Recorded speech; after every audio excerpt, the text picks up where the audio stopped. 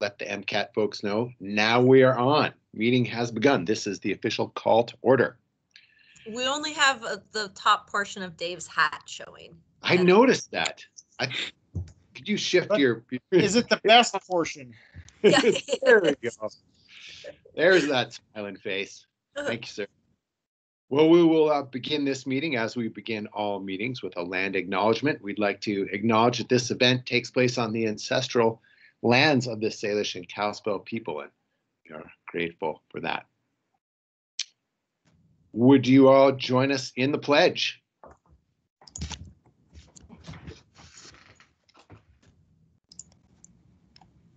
I pledge allegiance to the flag of the United States of America and to the republic for which it stands, one nation, under God, indivisible, with liberty and justice for all. Great, thanks a lot. Do we have any public announcements?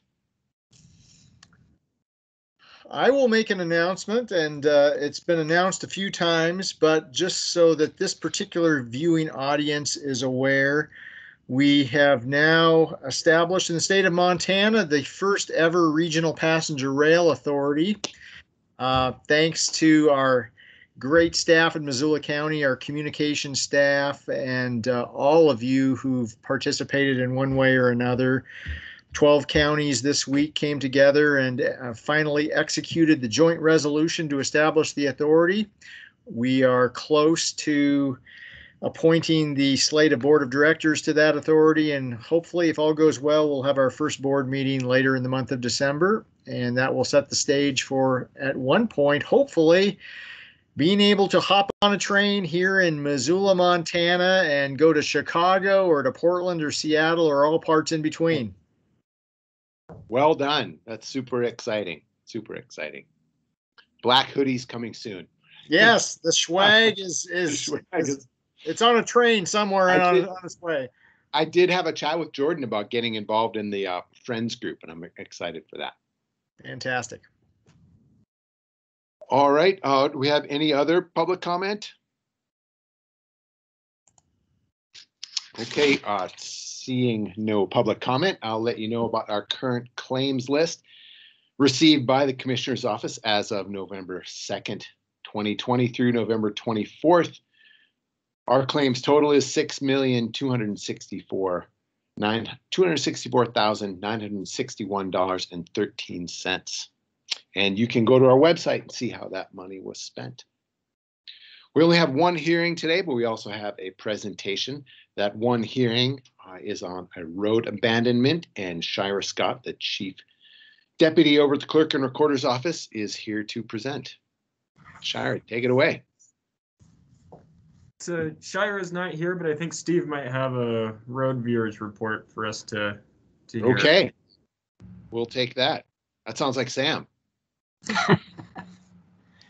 Yes, Steve Nide, Missoula County Surveyor's Office. I assume you can hear me?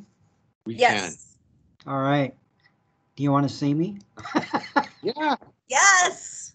Let's see if this camera works. You're looking good today, Steve. Oh, thanks.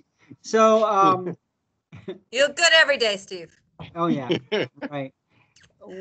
Juan and I did the viewing on November the 19th. This is the road viewers report for a portion of the 1867 petitioned road from Missoula to Skalkaho, also known as the Bitterroot to Bannock Road, in the southwest quarter of Section 11 and the northwest quarter of Section 14, Township 11 North, Range 20 West.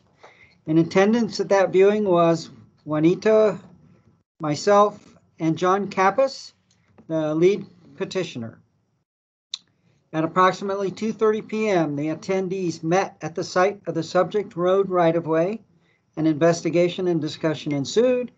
The portion of the right-of-way under consideration is not the sole legal access to any property, nor does it access public property. All landowners directly affected by the proposed abandonment have signed the petition in consent. There appears to be no need for this public right-of-way in the foreseeable future. and any existing utilities would have their rights preserved. The undersigned road viewers recommend abandoning that portion of the road right-of-way described in the petition.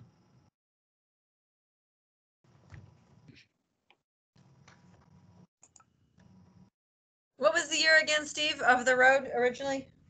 1867, this was the very first road petitioned for by the citizens of Missoula County. So does that mean in 1867 you could have ridden your horse from Steve-Eye to Bannock? That's the theory, yes. Gotta Wow. get through some mountains. Yeah. And I should add, only in low water though, because this route, the original route, had a ford of the Bitterroot River just south of Missoula. And because of that reason, a few years later, 2 or 3 years later, they rerouted a portion of it to stay on the east side of the river. And then soon after that, a bridge was built, so they went back to the original route. Wow. Well, it seems like a fine thing to abandon it. I wonder, is there a spot nearby where there could be some type of a plaque or something, a sign saying that describing what once was? I haven't never seen the site. I don't know if that makes sense or not. It's really right now just kind of a 2-track through a field. Because it was such a long road, I'm not sure that this would be the appropriate site for some kind of memorial plaque. I think we could come up with a better location than this one. Is this the road now under 93, Yeah, much of it has been taken over by Highway 93. This is a small segment that is outside of that newer right-of-way. So the old one kind of weaved in and out of the new right-of-way. So Steve, isn't this the portion of the meeting where you would normally say, in spite of everything I just said, we should not abandon any of this? Yes, Dave knows me well. I am not one to abandon rights of way if I think there's any potential for use that would potentially benefit the public. I usually hold out in case of there's a need for a trail. Obviously, we have a well-built and maintained trail for pedestrians and bicycles, etc. So I don't find that this piece of right-of-way is really conducive to that or any other real use. Agreed. As someone who's not a surveyor, just rode along as a passenger in the vehicle, it looks to be that way.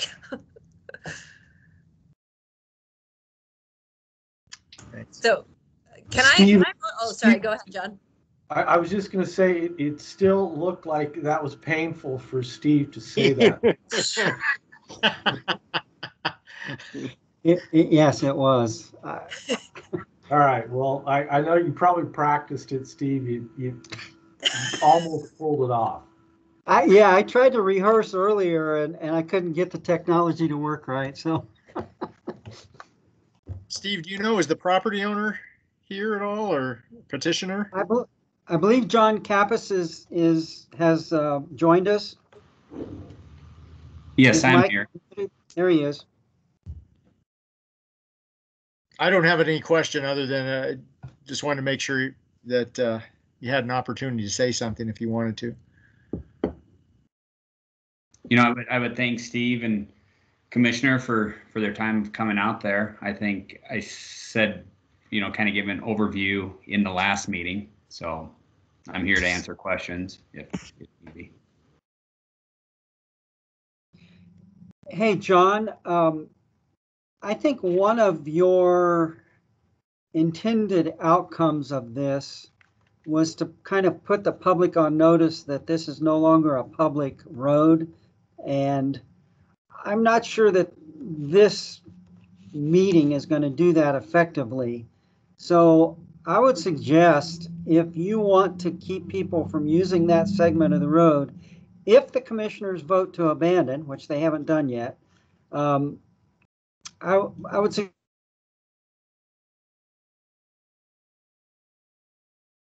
that this portion of the road has been abandoned by order of the commissioners on such and such a date. Steve, you kind of cut out on that. Did you recommend a sign that says that? I'm sorry. Yeah, if the commissioners choose to abandon this, which they haven't yet, I would suggest that some kind of signage go up and maybe even a fence or a gate, notifying the public that this road's been abandoned by the commissioners. Because, and I say that because you brought to our attention some abuses by the public. Yes, and our intent is to put a gate across there to fence it, but we'd be willing to put a sign up there saying the same thing until springtime when we get fence installed. The reason I suggest a sign is if you put a gate up and people have thought in the past that this was public, they're likely to try to take the gate down, cut the lock, whatever. If you put a sign up, putting them on notice that this was abandoned, you know, recently, that might make a difference. Maybe not, too. Yeah, we certainly will do that. Great. Thanks. We have a motion. Well, I would move that we approve a road abandonment, a petition to abandon a portion of the Bitterroot to Bannock Road. Second. Great. All in favor? Aye. Aye. Great. Thanks, Steve, for doing all the work. Thanks, Juan and Dave and Mr. Thanks, Kappas. John. Yeah. Thank you. Thank you. Thank you all. Bye-bye. Bye. All right. Our next piece of business falls in the other business category, and we will have a presentation from Andrew Hegemeyer about the Mullen Area Master Plan. Afternoon, commissioners. Thanks for having me. Nice short agenda. I didn't have to wait 2 hours to speak, right? Well, maybe we'll cover this in the perfect amount of time so we can get out a little early today and focus on some other things. I'm going to share my screen with you so you can view this presentation.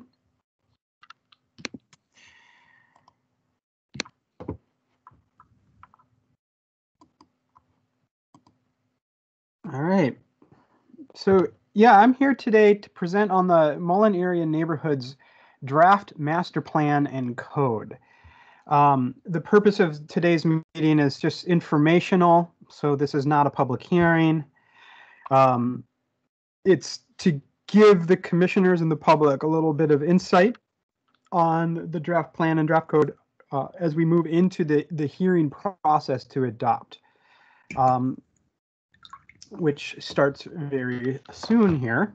The first hearing is on December 7th at 6 p.m. is a joint City Council County Commissioners hearing that will be available online. There is a link on the screen there you can access where you could watch the webcast, or if you go to Spectrum Channel 190, you can also watch it. The city will post the Zoom link for the meeting tomorrow when they post the agenda. I don't have that link yet. We'll get that on our website. That hearing is this is meant. It's a joint city-county public hearing because this plan and the code will be adopted both by the city council and the county commissioners. It is a joint planning process. We have been working with the city. Tom Zavitz is the city planner that is working with me on the project. And then on January 7th, the county commission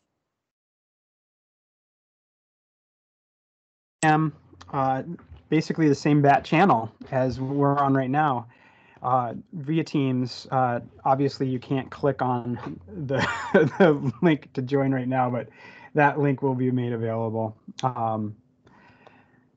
Those will be the public hearings, both for the plan and the code. So today, I need to take one step back and mention that we're also working with Dover Cole and Partners. They're the consulting firm that has done most of the the day-to-day lifting on the plan and done most of the the technical expertise. But they also have some local consultants. Territorial Landworks, which is now IMEG, has done the stormwater engineering, and Jacobs is a transportation planning group and engineering group, and they have done the transportation section of this plan. So for today, as I mentioned, the objective is just informational, but we're going to cover a few different topics, just a short background on the plan and the planning process. And then we're going to highlight specific items within the master plan and specific items within the code. The plan itself is, 100 plus pages. The code is about 100 pages. There's a lot here. We're only going to hit on some highlights. So the background, this part of the presentation is just sort of give you an idea on some basics about the plan and the relationships to some other projects as well. We're doing two things.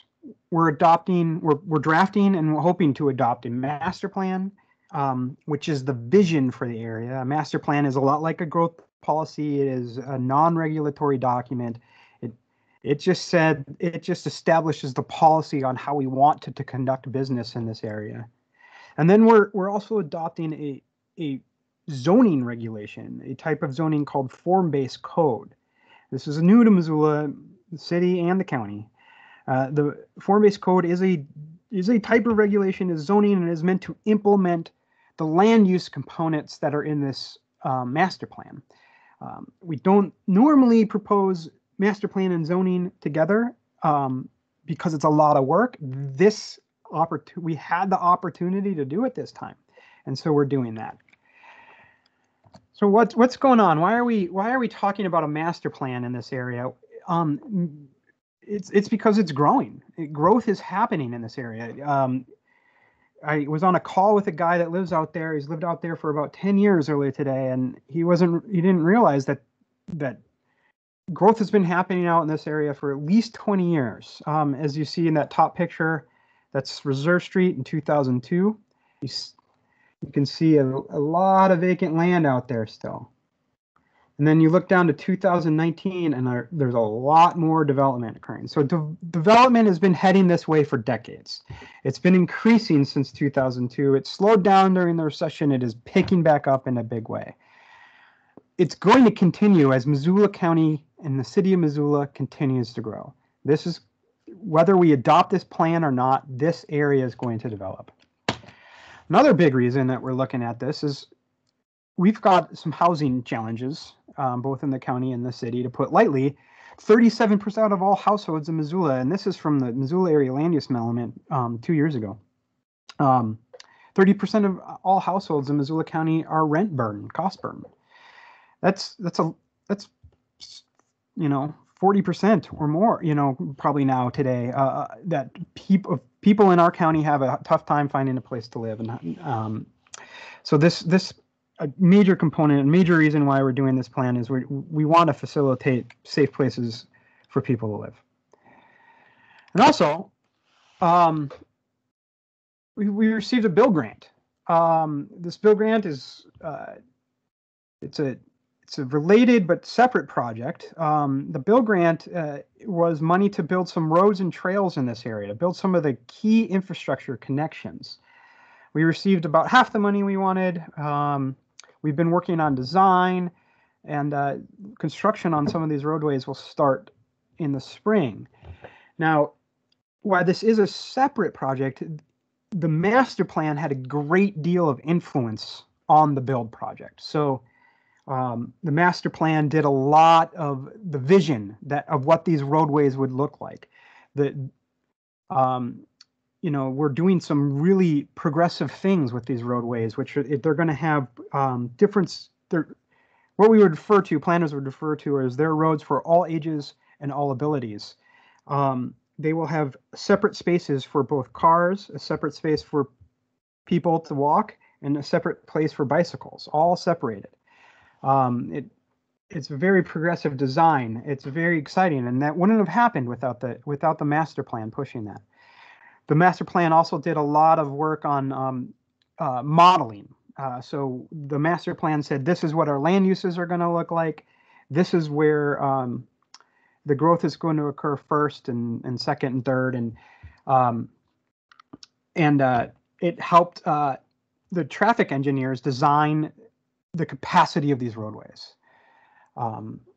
So these projects, while separate, have been very closely interrelated, especially in the first 6 months of the planning process. And then I'm hoping this is okay to bring up. Next is that one of the topics of the planning process has been the name of the plan, the Mullen Area Master Plan. And at the planning board, it was brought up that there are people that are uncomfortable with the Mullen name and the connotations that brings, and that we should try to find a different name. And we've been working to try to find a different name. And we just got off, pardon me, we just got off a meeting with the tribal council, the Salish Kootenai Confederated Tribes. And we're thinking that the name Sutupkane might be an appropriate name for the plan. The Sutupkane, it is a Salish word that means a place where something is cut off and comes to a point. And it's specific to this part of the Missoula Valley.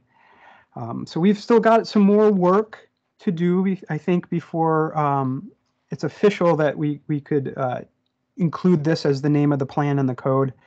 But I just threw the slide in last minute because I came out of that meeting very excited that there's a possibility that we might be able to use this Salish name. So that's some background. Moving forward, I want to talk a little bit about the process to develop the plan, because that's always really important. It relates to the validity of the concepts that are within the plan and the implementation of the plan. We had a lot of engagement in this plan. Let's talk about the timeline. The project really started in January of 2020 with just a lot of background analysis. And then it went public in March of 2020 on the 23rd, a week before basically COVID hit and shut everything down. We were going to do a in-person charrette. Dover Cole had plane tickets, hotel rooms. We had venues lined up. We had meeting announcements going all over the place, and we had to go virtual at last minute. And it ended up being a great week of virtual meetings. It was really successful. The National Institute of Design charrettes consider it the first virtual charrette ever to occur. And it received a lot of praise by the American Planning Institute, or the American Planning Association, and the Smart Growth. And so national attention on Little Missoula and our little planning process, which was really exciting for a planning geek like me. The virtual charrette really focused on the vision, what we wanted to see in this plan. Then the consultant worked on drafting the plan. They came out with a draft on July 7th, I believe. And then we held a second round of outreach. It wasn't really in the scope, but we did it because we had a window. And remember in July when COVID wasn't crazy? We had a window to do some in-person events. And we did. We had some workshops and some more virtual online outreach as well in July. And we did some more revisions, and we sent a copy to the planning board. The planning board has made some revisions, and now we are on what is close to a final draft that's ready for approval. And we are about 72 hours away from starting the official approval process.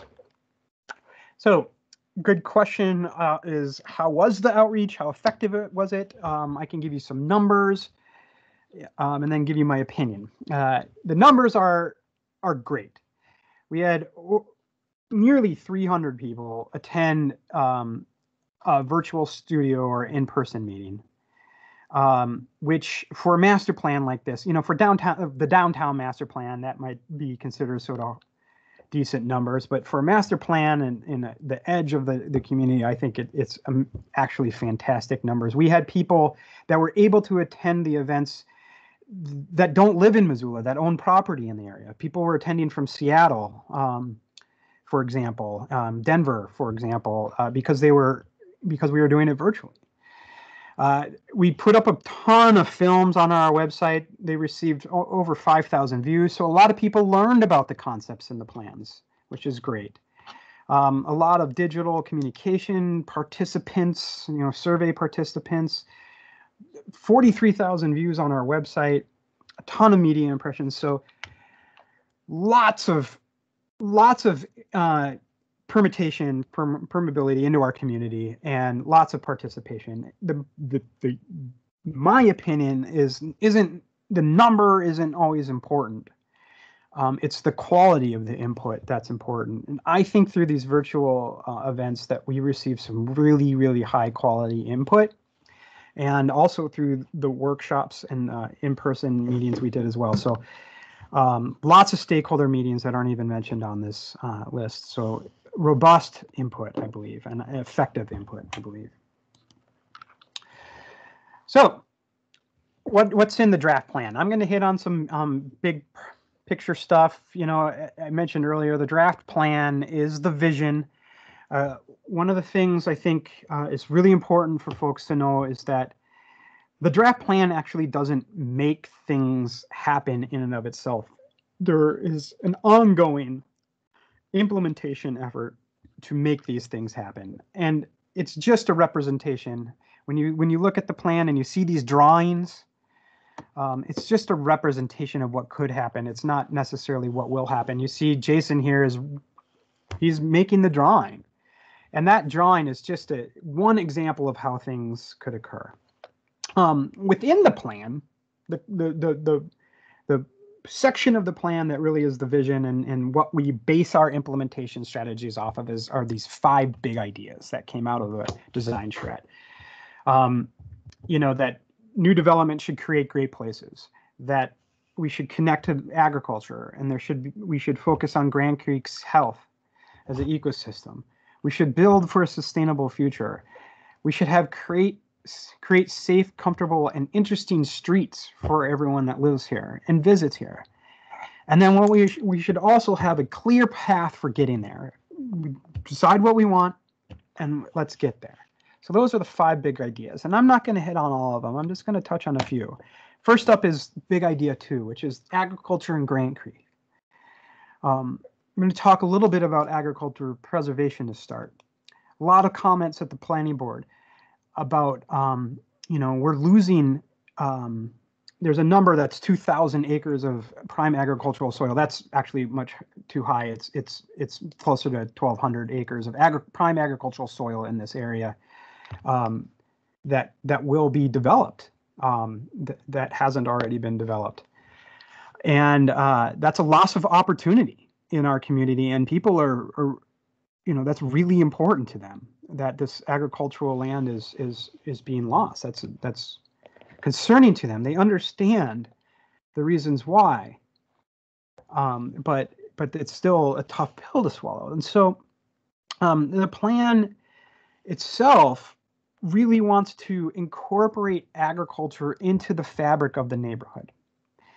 And I'll talk more about agricultural preservation when I get to the code, but one aspect of the plan is that there are some farms scattered throughout this planning area that are part of these neighborhoods. And down by that Lake Hiawatha, there's a fairly lower density neighborhood envisioned in the plan, 6 to 8 units per acre in terms of urban densities. And here's this great, beautiful watercolor artist rendition of what this neighborhood could look like with a farm right across the street from homes. So the plan, the drawing that you might see, shows the Hiawatha farm in basically the southwest corner of the planning area, where that lower red arrow points to. That's what you would see in the drawing. Now, this drawing is just one possible outcome. It's not how things are going to play out. This drawing does not require that plan go there or that farm go there. In reality, we've already had conversations with the airport to have that farm actually be a little bit in a different location, up where that other red arrow is. So, we envisioned a farm being in this area. It's not going to happen where the drawing happens. It's going to happen in a different location, but it's still going to happen. That's one example of the work we're doing, what the plan's envisioning and how it's being played out for local agriculture. I'll get more into that in the code, but moving on to Grant Creek restoration. I would say these are the top two things that are coming out of the plan in terms of what people are interested in hearing in terms of feedback. Is how are we going to protect and preserve and incorporate local agriculture, and how are we going to deal with Grant Creek? Now, Grant Creek right now, how it runs through this planning area has been channelized many decades ago.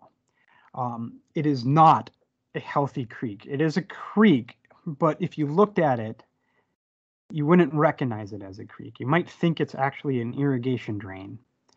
But it is a creek. It's critical bull trout habitat. It needs to be restored. It's one of the primary reasons we did this plan. So the build project has done some design work up in this area circled in red.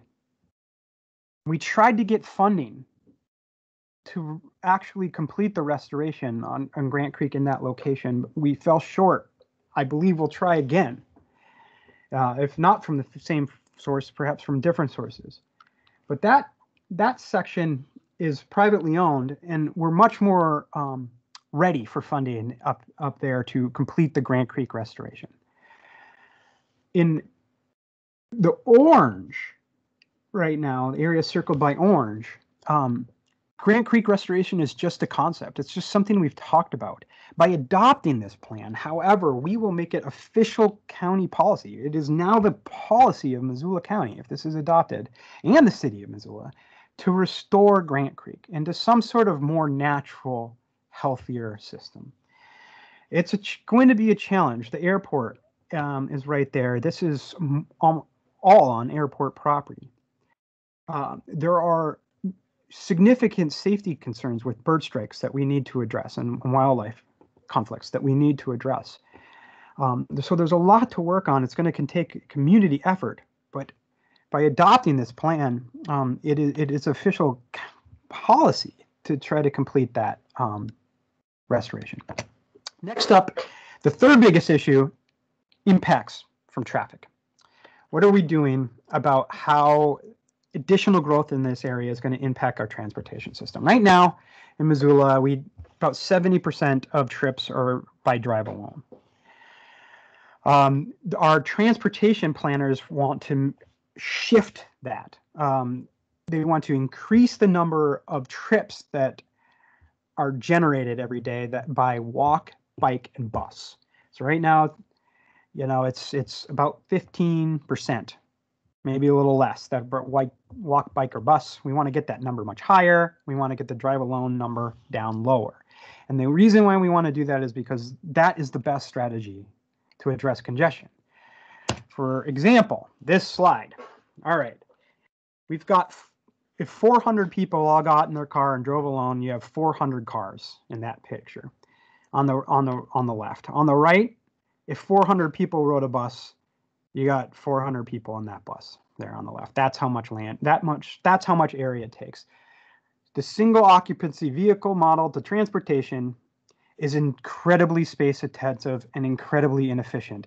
If it is the only strategy to move people in a community, you're guaranteed to have gridlock.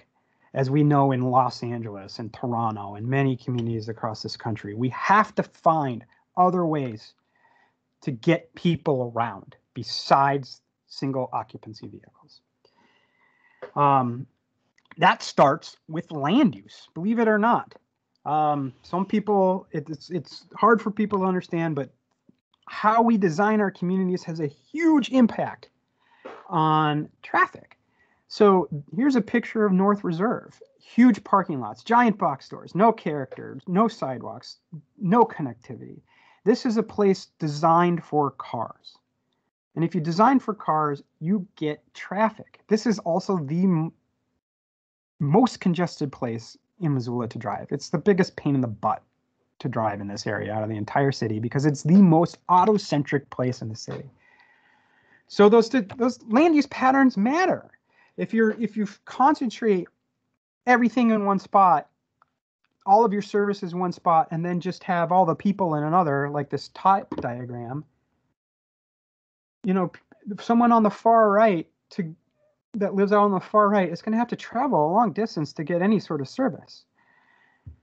If you approach land uses across a community as much more mixed, you know, a person that lives here on the far right might only have to travel a quarter of the distance to receive the same sort of service. So their trips are shorter. They have different opportunities. They could ride a bus, they could walk, they could bike, instead of having to drive. So that's what we're trying to do in this plan is we envision on the northern end of the planning area along Broadway that there will be an urban center. Nothing on the scale of downtown Missoula, and it's never going to compete with downtown Missoula. It's going to complement with downtown Missoula. But having a place where there are higher densities, that's walkable, that is transit ready, that has services that will serve this portion of Missoula will help reduce and shorten the number, the trips that are generated from this area. So that's step one, land use. We've got to address land use patterns to address traffic. We can't just build our way out of congestion. Second is what the streets are going to look like within this planning area. All of our streets are going to prioritize non-motorized connections. There are going to be trails throughout this planning area. They're going to access things and amenities and services and parks. Everything is going to be connected with safe walking and biking paths. All of the collector roads out there, as I mentioned, are going to have separate places for people to walk, bike, and drive. We're going to properly size the roads so they're not overbuilt, so there's not high speeds. And intersection designs that will be lower vehicle speeds, which is far better for pedestrians. It makes a far safer, comfortable place for pedestrians and bikes. So that's one step. Step two is transit service. We've worked with Mountain Lion. Mountain Lion, once it can, obviously now there aren't the roads and it's just fields, but eventually this area will develop and there will be bus service. We're starting with a 30-minute service. The neighborhoods are being designed for the bus with the appropriate spots and the right densities in the right places. As this area increases as it grows, then we'll be able to expand transit service, increase frequency to other parts of Missoula, and really provide that other way for people to get around.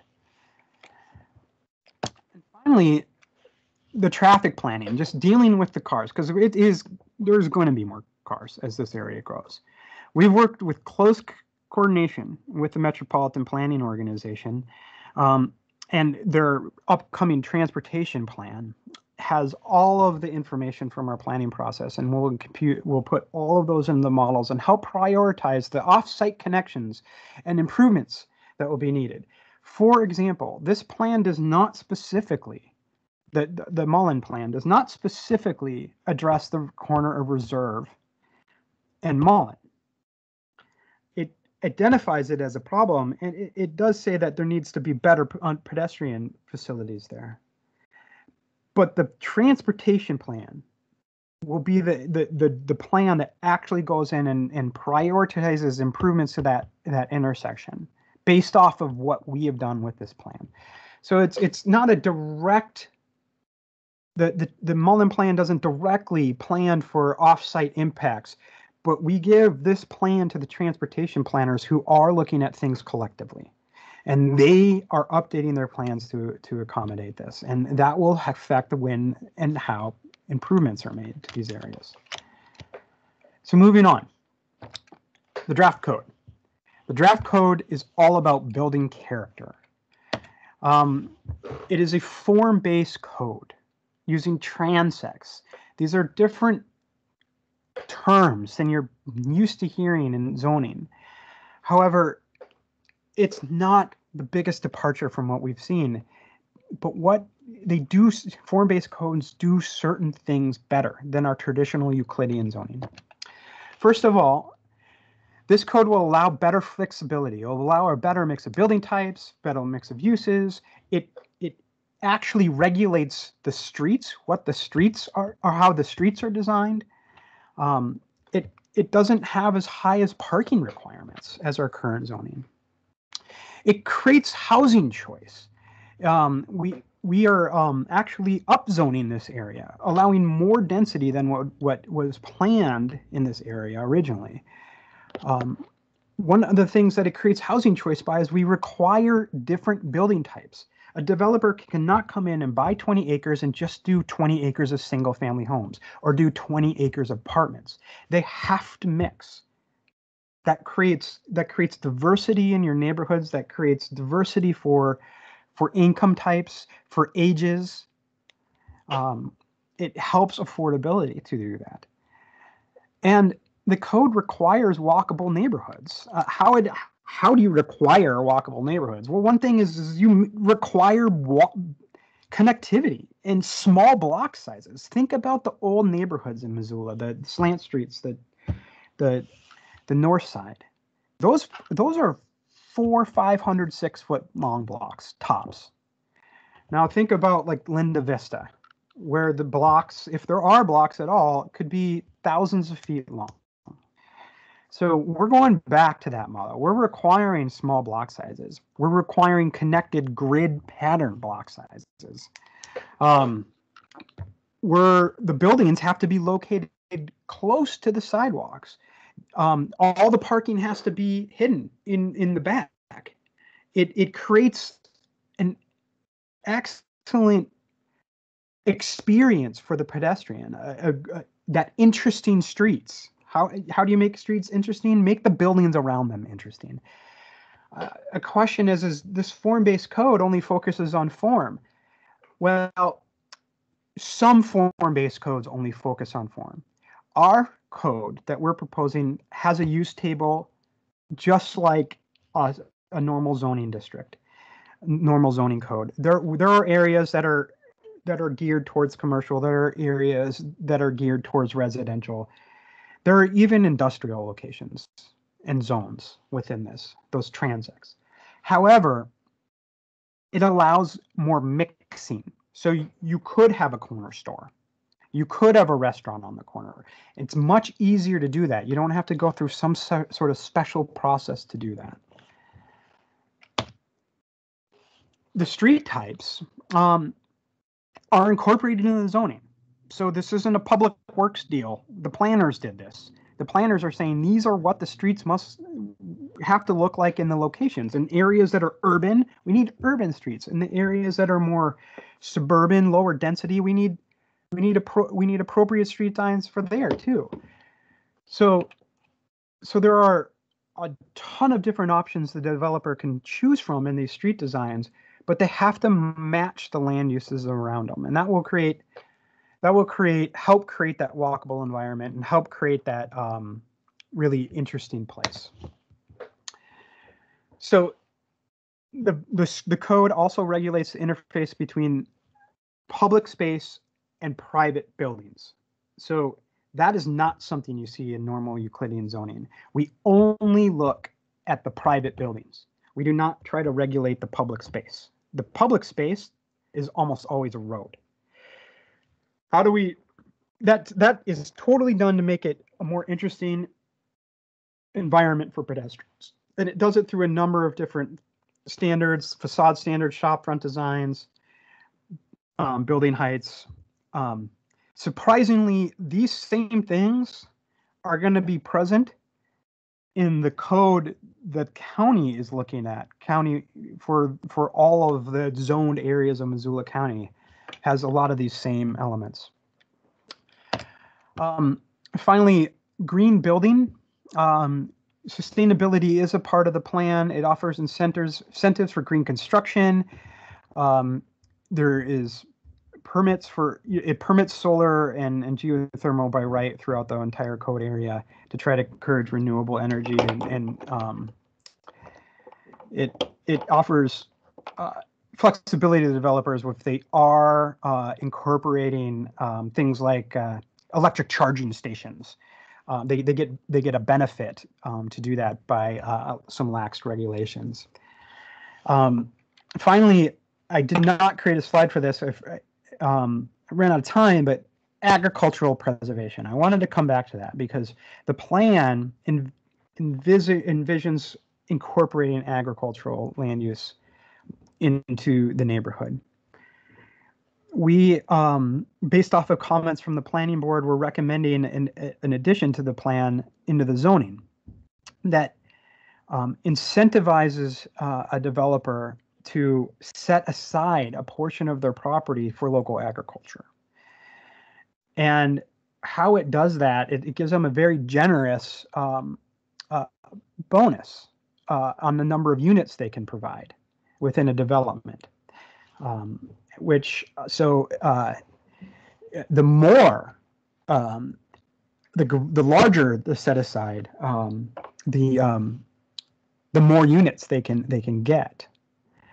So hopefully that will encourage some developers to take advantage of that, because I believe having a farm right, next door or down the street from you is something that would be very marketable and attractive for people. So we did put a minimum cap, and I'd be interested to hear the commissioner's thoughts on this. That it has to be at least 2 acres in size. We don't want smaller tracts than 2 acres, and that's because we want these to be viable farms. So with that, the hearing again will be on December 7th at 2 p.m. and then there'll be a second one with the county commissioners on January 7th at 2 p.m. Did I say January 7th at 6 p.m. and January 7th, December 7th at 6 p.m., January 7th at 2 p.m. All right, thanks. I'm going to stop sharing my screen, and if I need to, I can bring it back up, and I'm happy to answer any questions. Great. Thanks a lot, Andrew. It was great. Really appreciate it. Dave or Juan, do you have any questions? Yeah, I've got a question. Andrew, could you recap again why it is that the location of the, is it called Hiawatha Farm, is not going to work? Oh, yeah, more than happy to. So when the drawing that the planners did, that Dover Cole did, it was supposed to be meant as a representation of everything that they heard, a representation of everything everybody wanted to see. And so I don't think they really thought much about that location of the farm, except, you know what, this area would be generally a good area to have a farm when they drew it. And so I was just trying to highlight that, because we've had a lot of comments about people saying, like, how are you going to ensure there will be a school here where the drawing shows a school? How are you going to ensure there will be a farm here where you show a farm? And that the drawing isn't meant to be like that. We don't know. So it's still, it's conceivable that it could be there, but it does not there's nothing that would ensure that would be the location for something like that. Exactly. Okay. And what I was trying to highlight is, and it was, as an example, is we've already met with the airport, and they're like, heck yeah, put a farm right there. And so I wanted to show that that maybe the farm doesn't happen exactly where the drawing happens. Maybe we take advantage of an opportunity that we didn't think of. Sure. Wrote the plan, and that's where the farm goes, or the school, or the fire station, or the park. Okay, I misunderstood. No, that's fine. Yeah, I didn't do the best job explaining that. Now. On the farmland front, there were 3 sites that Andrew helped identify that could right away be set up, have farms on them, because other things wouldn't be there. The real easy one is the 40-acre site that's got a conservation easement on it right now. The next one that Andrew just alluded to was I can't remember, it was somewhere between 70 and 80 acres that the airport owns, that there will not be any residential development on, that they are really excited about having agriculture there. Their one stipulation was they wanted to get food for their coming farm to table restaurant, which I'm thrilled that that's a concern of our airport. And then the third one was, and then that area that was in the orange around the kind of lower Grant Creek, what will eventually be Grant Creek, is that if I understand it right, the setbacks are pretty expanded to allow for what a real creek would be. And in that area, you'd have a couple 100 feet on either side of the creek running for like 3/4 of a mile, which there will never be development on. That's a whole bunch of land in those 3 spaces that I know that CFAC is I got a note from them today looking at right now on how they could do an incubator farm or some type of setup where they're leasing land to growers for little money for the long term. Given that right now, even though local food is popular, the barrier to entry to agriculture is super high, and that if you're not really born into it or got in early, the value of the land based on development makes it impossible to pay for with agriculture. So having these 3 chunks that aren't going to be developed, I think stacks the odds towards they will be farmed. Yeah. And I want to touch a little bit more on that, because the last time, Josh, that I talked with you about this, things have changed since then. And in a good way, where we have added, the planning board and the food agricultural committee, and now we just received another comment from OLC, all talked about the loss of agricultural lands. And so the planning team met and said, how can we do more? And one of the ideas was to allow to create this incentive program and allow people to move some density around a little bit. So I'm going to share my screen, and I'm hoping this will create some additional agricultural opportunity as things develop. So if you see my screen here now, it's the slide with the red and orange circles. Yep. And so I'm gonna just draw basically roughly right in here is that area where the planes take off from or land into, right? And so it was really important to the airport that we don't put a lot of high density there. It's just potentially a risk. It's not required by law. We can put high density there if we want to, but it just didn't feel responsible. And so we recommended, generally in that green box, that development should be lower density, lower than anywhere else in the plan, 4 units per acre. However, what would be even better is if people didn't build houses there at all. But it's private property, and so we can't regulate that. So what we've done is we've created a program where people will be able to take the density that they have in here and apply it right here, or apply it right here. Andrew, before we go on, so density based on what right now? Because it's a bit of a moving target if they can take density that has not even been created yet and then move it out there. So yeah, so the zoning would allow for that 4 units per acre in this area. And so, Andrew, basically you're saying you could transfer the development rights from within that green circle to outside the circle. So let's say outside the circle was going to be 10 per acre. Now you could make it 14 per acre if you did build on the inside, which would still allow the private property owners within the green circle to capitalize on the fact that they own land with high development value by selling the rights, but not actually building houses. Right. And that land could be available for parks. It could be available for agriculture. It could be available for those public type undeveloped or low intensity type uses. That where we, and the idea is to get some of that structure, move some of that structure out there using the market, and create more opportunities for local ag. And I can't remember the exact language. Andrew, is there a way that with zoning we could say, yeah, you're welcome to build 4 per acre, and you have to put them next to each other? so that we don't end up with a really inefficient use of land. That you know what I mean? Yeah, I can't. Oh, here you don't want to see me mess around with my computer. Here, I'm going to stop sharing. I can't remember the exact language, but I think we tried to do that. I think we tried to require that development be clustered to the sides.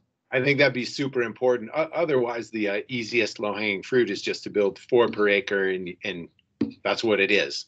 And we really wouldn't recognize any land gain as you described the potential for, unless we require that clustering. Yeah. So I think we should absolutely make that happen. Maybe I'm not following this, but if you're requiring the clustering, then how does that incentivize not clustering? Or what am I?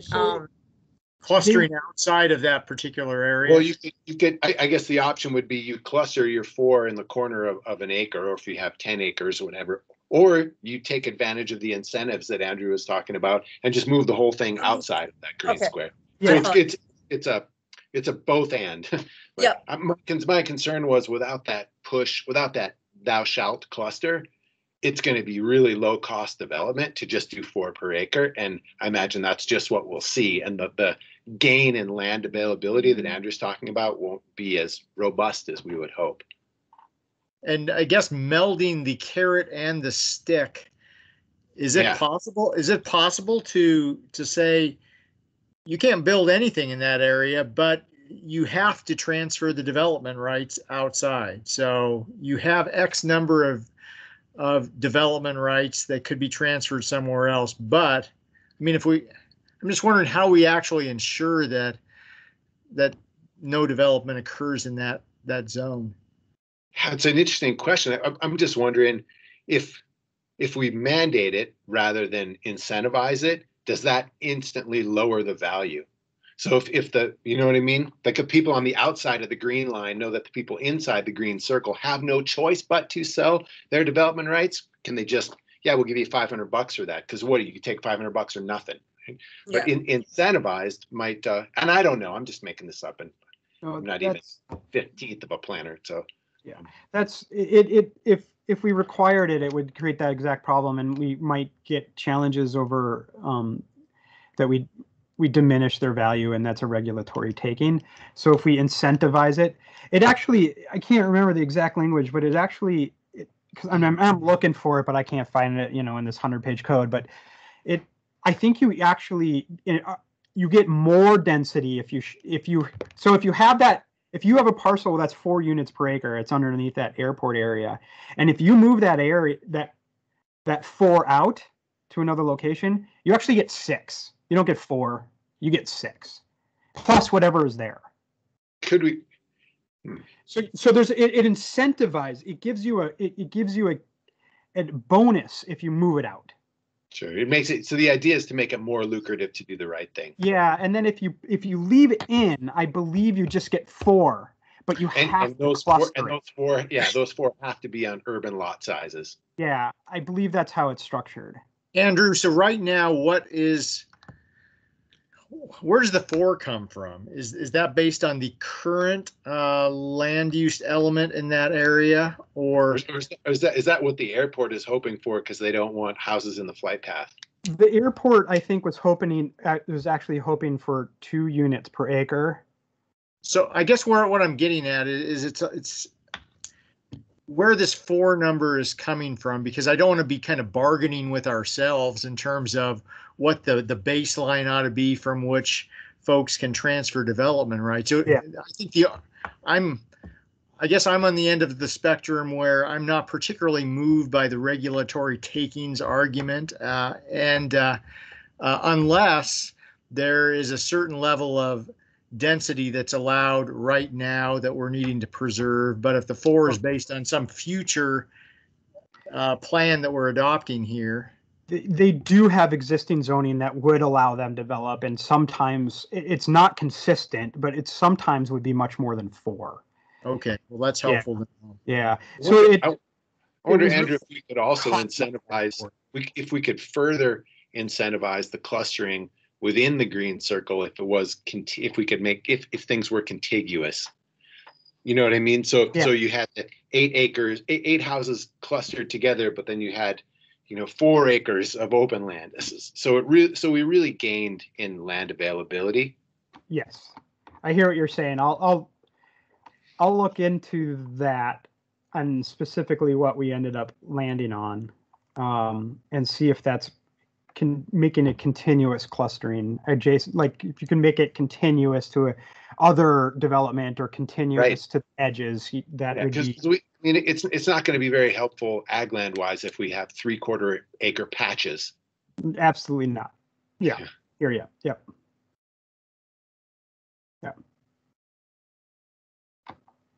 I've got a little different question. Yeah. So you mentioned street types. How do those align with what's envisioned in the build grant project?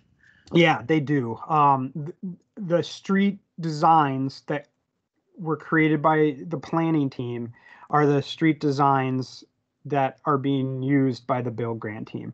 Not 100%, but let's say 97%.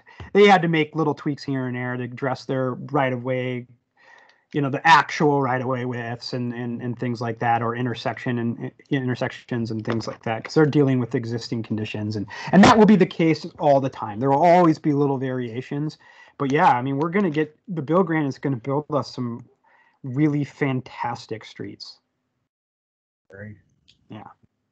Do you guys have a sense at all, given that we didn't get as much money as we wanted, whether are we going to have to make design sacrifices, or are we going to just build fewer streets and then come up with other money?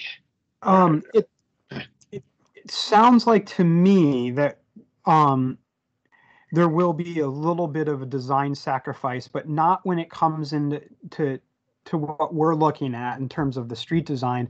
It's some of the intersection treatments is what I'm hearing. And primarily the ideal situation would have been to build on Mary Jane and Broadway, a roundabout, which was really expensive. And so they went with a traffic light that could be later converted to a roundabout to, I think, make up some of those shortcomings. I think that made up a lot of the shortcomings.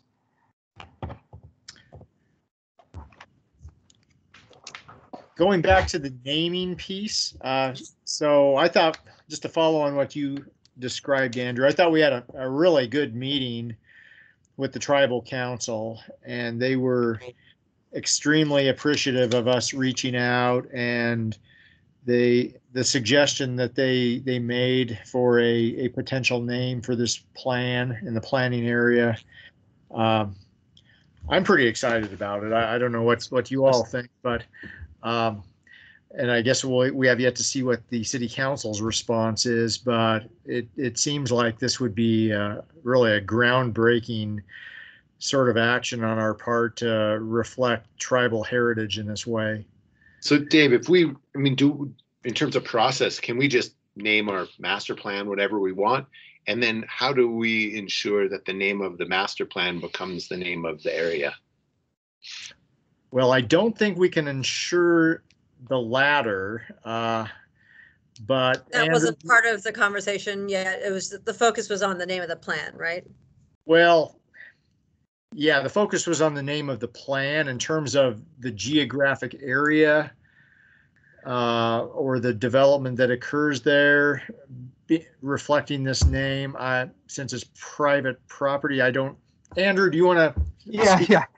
So I think, we can't guarantee that people are going to call it anything, Sure. We can set the example we can make it the official name of the plan in the code, the Souped Up Cane neighborhoods, if that's what we end up landing on.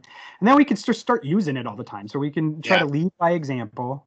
Right. It's the Souped Up Cane neighborhoods. And, there are people that live out there that refer to it the Captain John Mullen neighborhood, and that name might end up sticking over the decades, and people might these names come from these place names that stick come from all sorts of things. The Lake Hiawatha. I don't think Hiawatha is a Salish name at all. No. That comes from the train that used to run. Right. Okay. Yeah. So people might end up calling that area Hiawatha. They might end up calling it Souptopcane. They might call it Flynn. We don't know, but at least we can set the example of Souptopcane, or another name that's not an official thing yet. And I'm putting in the chat some of the description that was in a memo that the Salish Kalispel Culture Committee, by way of Tony Inkashola, provided the tribal council back at that August meeting where we discussed place names and such. So it goes into a little more detail as far as the phonetic pronunciation and also the backstory of why they think this is an appropriate place name. Oh, thank you. Oh, that's great. It's great to see that. And what did Violet just say? Oh, she reacting.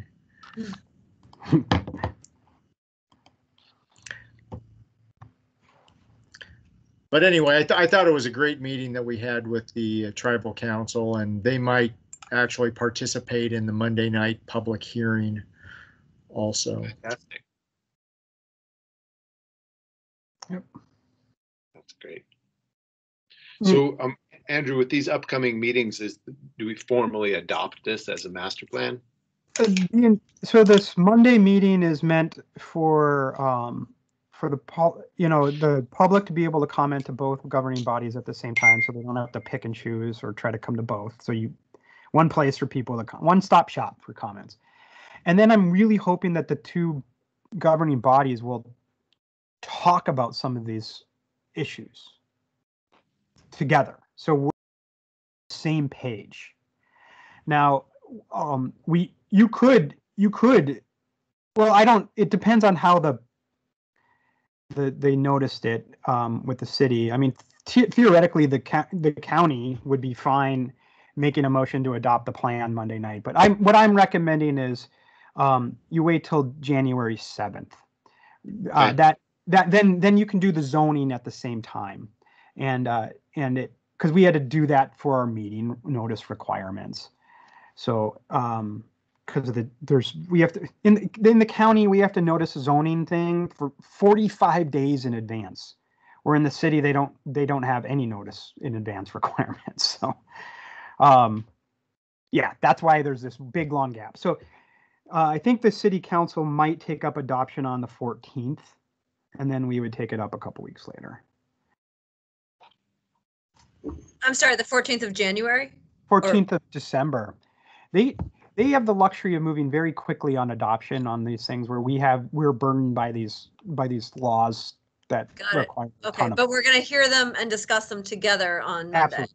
Yeah. Absolutely. Yeah. And you could come to conclusions on, like, if there's something that you want to see in the plan, like the Souptopcane name, if we get the thumbs up from the council, the cultural committee, we could make a decision like we're going with it. Or if you decide, we need even more better roads or whatever that we don't have recommended for you, if you guys decide to do something, I want you guys to discuss that and sort of come to a consensus if you can together. So feel free to ask hard questions on Monday. We'll be ready. On Monday, will you have some of this transfer development rights and mandated clustering within the green circle kind of nailed down? Well, it's in the plan now. I just need to go read it again, find it. Okay. Yeah. So yes, and I could be prepared to talk about that, or Jason can be prepared to talk about that Monday when you have questions. Yeah, I'm latching on to the mandated clustering and the contiguous nature of it. Yeah, and if there's not continuous in that, then we can make an amendment. We can make changes. Great. Andrew, can you reach out to Jason and give him a heads up about the whole status of the naming? Yes. Yeah, I was just thinking about that. Yep. Because I suspect that would have we'd have to do a little bit of finding and replacing in the document with Oh the. my goodness, yeah. Yeah, they won't obviously get that done on Monday. That will be done No, for no, adoption. Yeah, for sure. yeah, because you Oh, don't. and the other thing I'd point out is that the tribal chairwoman Fayant was very generous in the offer to help us if we wanted to. If there's more that needed to be done phonetically to describe how to pronounce this, or from an interpretive standpoint to talk about the rationale for the name, they seem open to help with that. Cool. That's great. I'm sorry I interrupted you, Andrew. You did not. No, I'm fine. Making a note.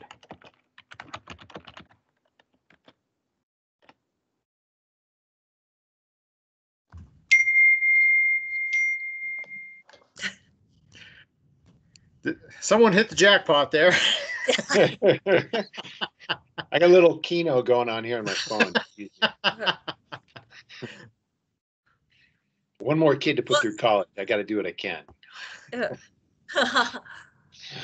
I see Cameron Evans is on. Do you have great. any questions or?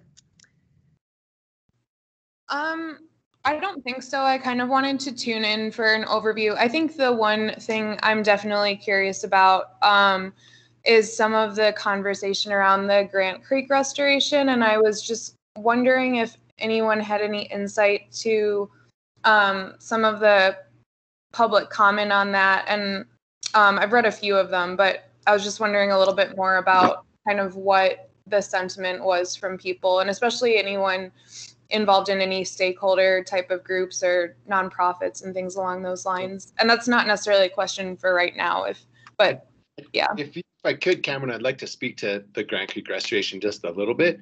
Yeah, that'd be great. Thanks. And Andrew and Dave and Juan, please correct me when I stumble. When we took this $13 million from the federal government, we did it under a timeline, and the wording they used is to deliver the project. We took the money, but then we have to get the work done by a certain time, or we have to give the money back. So when we're looking at what we could do within this whole build area, we first looked at areas where we had right-of-way. What that means is the landowners have basically given us land and said, okay, you guys can put your roads here. Without that donated right-of-way, we can't get in there to build a road. We certainly can't get in there to do restoration of a creek. And we didn't get donated right-of-way on areas close to some of the places where we would need to restore the creek. So when it came time to make decisions about, well, which parts of this build plan that we wanted twice as much money for, which parts do we take on right now and which do we put off, we had to think about that risk. If we promise to do something, we have to get it done within that timeline. If we don't have the right of way, there's no way we're going to get it done by the timeline. So we had to think about risk when choosing which pieces to do when. And that came into play a lot when looking at Grant Creek. This wasn't a matter of, well, I guess roads are just more important than creeks. It's not the case at all. But having donated right-of-way makes certain parts of this area possible to do work and certain areas not possible until we get that right-of-way. So looking at risk was really important in deciding what to do when. I hope that makes sense. That's a lot of rambling. But. No, that's helpful.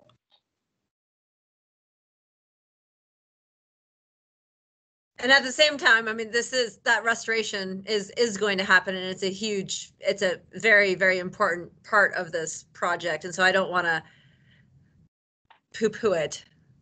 And yeah, absolutely. Not in the least. If it had been flip-flopped with, well, we got right of way there, but not in another spot, that would have dictated some of this work. Yeah. So Andrew, maybe, I mean, how do you, I mean, I guess that's crystal ball-y stuff, but like, to help folks focus energy, what is useful for people to do? Well, first of all, we received a lot of comment about restoring Grant Creek, and every word of it was do it. There was no one coming out and saying don't restore Grant Creek. It was incredibly well received by the public and the stakeholders.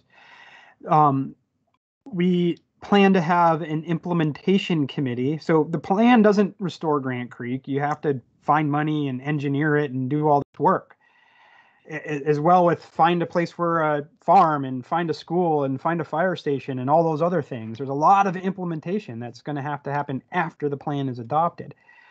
We're going to create an implementation committee that's going to work on this, just like the downtown implementation committee that for the downtown master plan.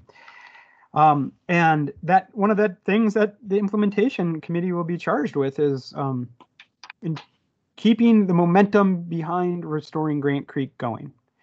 And some community organizations have already expressed interest in supporting that effort to keep it going. I know Clark Fork Coalition at the planning board spoke to the importance of restoration of Grant Creek and that willing to lend their support as an organization to that. And there have been others as well. So hopefully, I'm not speaking for Clark Fork Coalition, but I do believe we'll have the community behind us when this plan is adopted, and that implementation committee as a vessel to take to do the hard work that it's going to take to get it done. Well, and Josh and Juanita and Andrew already said it, so I'll just serve as the exclamation point, but we are fully committed to the restoration of Grant Creek. We would have hoped that it would have been in a earlier phase of the project, but it's going to happen at some point in the future. And thankfully, and Josh, I think you were on the field trip with Senator Daines out there, but my sense is that delegation and Senator Daines in particular is very supportive of this. He was absolutely correct. I think I have one more question, if you don't mind, which was that I was curious kind of how that plays into, or if that's connected to river drainages, and if there's been much conversation sort of about how development might affect drainages or anything along those lines. And I think that's my only other thing I'm just curious about. So obviously we're creating a fairly urban type setting, right? There's going to be a lot of impervious surfaces, roads and rooftops and driveways, et cetera. And so stormwater management is how stormwater is managed is going to have a direct impact on the water quality in a restored Grant Creek, right? And the more treatment we can do to stormwater before it ever reaches Grant Creek, the healthier that creek, and then therefore the Clark Fork River will be. So it's incredibly important, not just to Grant Creek, but the fishery and the whole system that we address stormwater correctly as we go towards Grant Creek.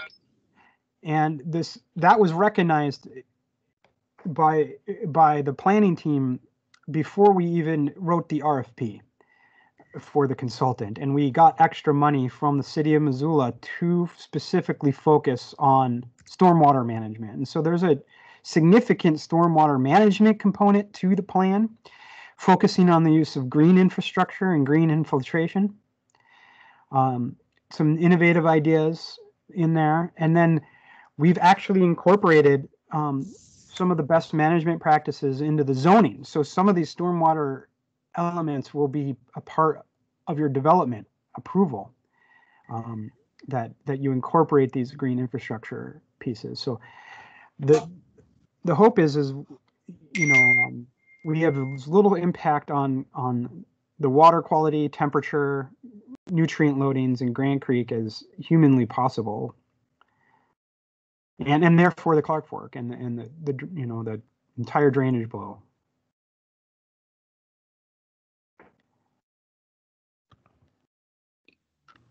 Thank you.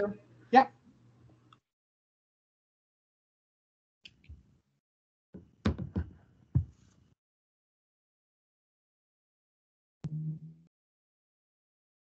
Thanks, Andrew. Yeah. Yeah. Thanks a lot, Andrew. You bet. Great work. Looking forward to Monday. All right. Well, unless we have anything else, we can be done. Great. Thanks, everyone. Yeah. Thanks, everybody. Bye.